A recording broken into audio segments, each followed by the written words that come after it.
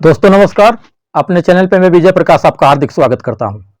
दोस्त आज हम वीडियो का शुरुआत एक बहुत ही खूबसूरत स्टोरी के साथ करने जा रहे हैं। बस वीडियो को लास्ट तक जरूर सुनिएगा। दोस्त, एक व्यक्ति अपने जीवन से परेशान होकर महात्मा बुद्ध के आश्रम पर गया। जाते ही उसने बुद्ध का अभिवादन किया। बुद्ध उसे देखकर मुस्कुराते रहे।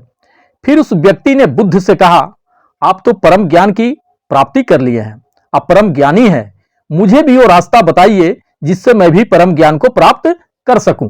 बुद्ध ने कहा, तुम्हें हम पे उम्मीद है कि हम ऐसा कर पाएंगे? फिर उस व्यक्ति ने कहा, मैं इस झूठे अंधकार में दुनिया से बाहर निकलना चाहता हूं। मैं सत्य को, ज्ञान को और उस परम सत्ता को जो इस दुनिया को चला रहा है प्राप्त करना चाहता हूं। और बुद्ध, आप अगर चाहें तो मैं अपने जीवन में सब कुछ पा सकता हूं।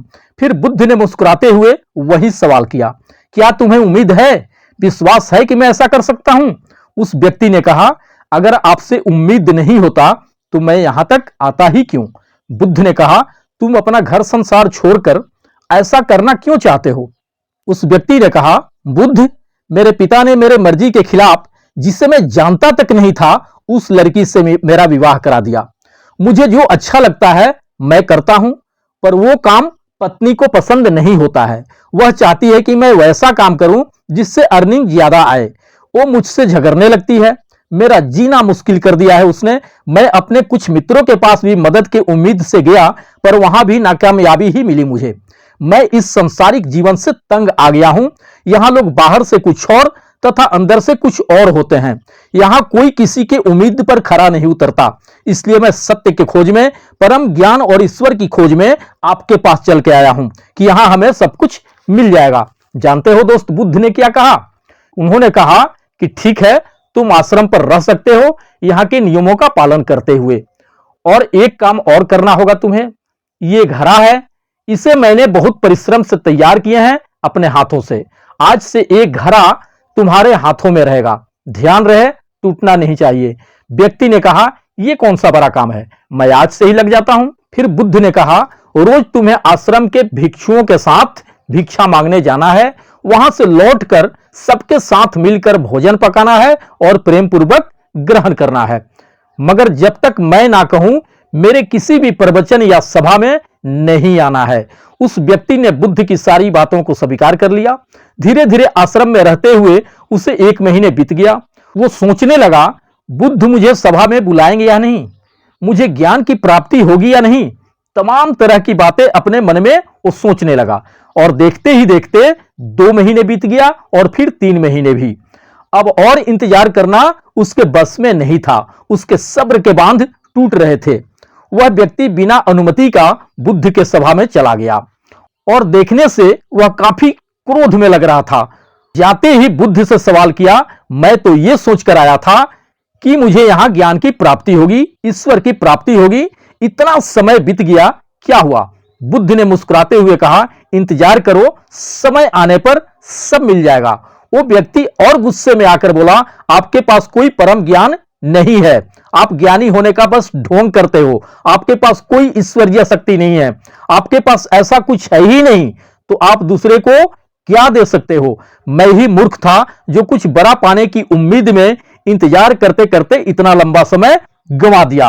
आप ढोंगी हो, पाखंडी हो, लोगों को मूर्ख बना रहे हो। इधर उसकी बातों को सुनकर बुद्ध मुस्कुरा रहे थे और इधर वो व्यक्ति क्रोध में आकर उस घड़े को जमीन पे पटक दिया, जिसे बुद्ध ने उसे संभाल कर रखने के लिए दिया था।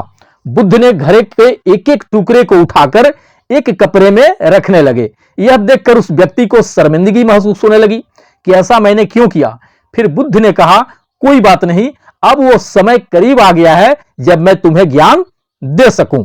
बुद्ध ने कहा, जब हम किसी से उम्मीद लगा बैठते हैं और वो उम्मीद पूरी नहीं होती है तो क्रोध बढ़ता है, और यह क्रोध हमारे बुद्धि का नाश करता है, जिसमें व्यक्ति के खुद का ही नुकसान होता है। हम क्रोध में आके दूसरे को जलाना चाहते तो हैं, पर सबसे पहले हमें ही जलना पड़ता है।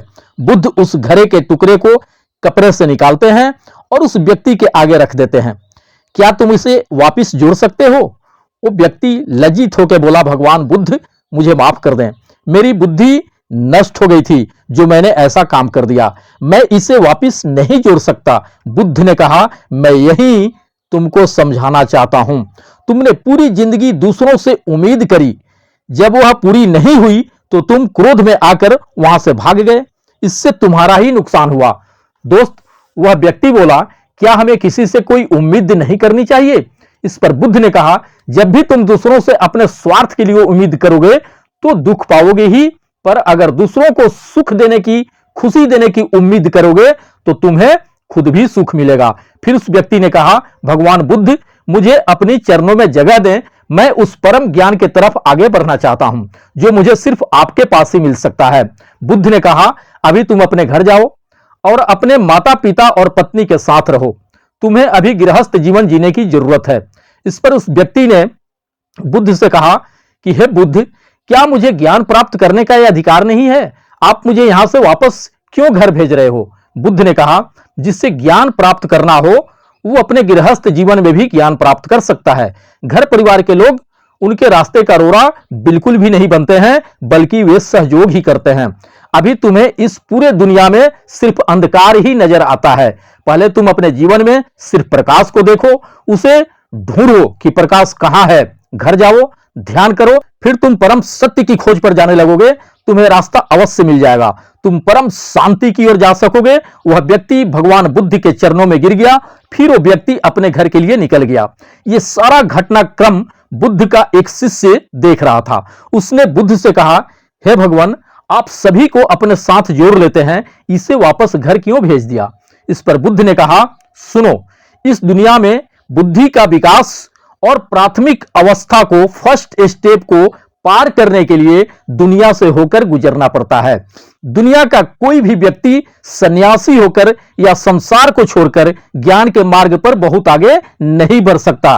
ज्ञान की प्राप्ति के लिए आपको इस दुनिया के बीच रहकर यहाँ के चीजों को, लोगों को बहुत करीब से जानना होगा, समझना होगा, तभी आगे की यात्रा शुरू हो सकता है।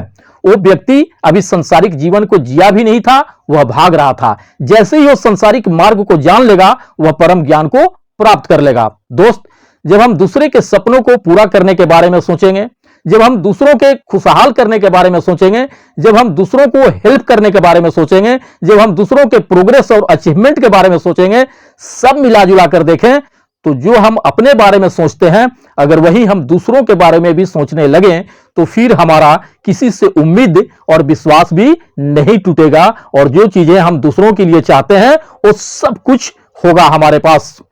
अगर वो व्यक्ति सही ढंग से सांसारिक चीजों को समझा होता तो धैर्य क्या होता है, सब्र क्या होता है, उसे जरूर पता होता।